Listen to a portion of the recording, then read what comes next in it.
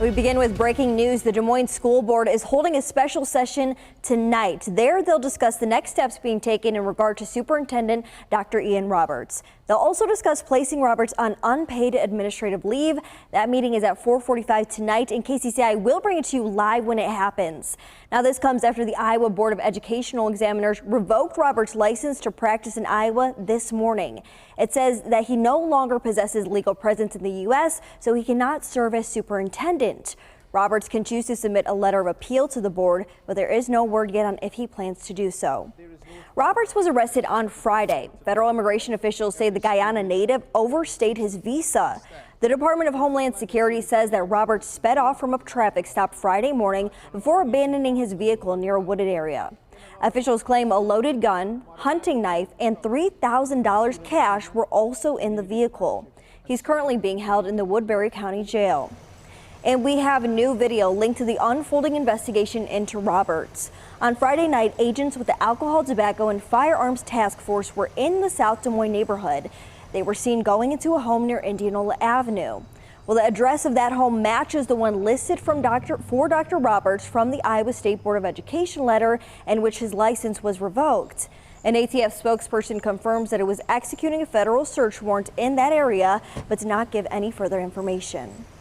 When the superintendent was hired, I was not board chair, but we retained a search firm, did the background check, just like the state of Iowa and Governor Reynolds and the Board of Educational Examiners did their license check. And so we followed all of the proper procedures, and now we have to wait for the facts to unfold because it seems that there's not legitimacy around that right now.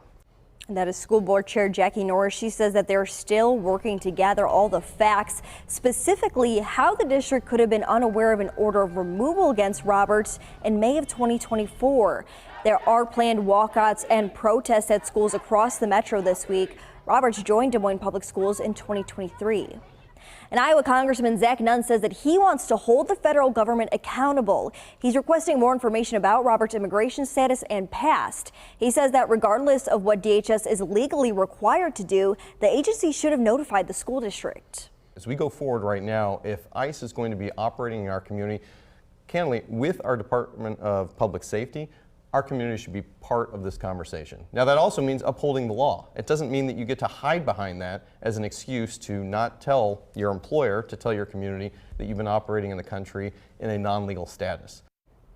The Iowa-Nebraska NAACP says that its members spoke with Roberts over the weekend. The organization says that it has seen a massive influx of calls from people and organizations nationwide offering assistance. The organization says that it is also helping Roberts' wife.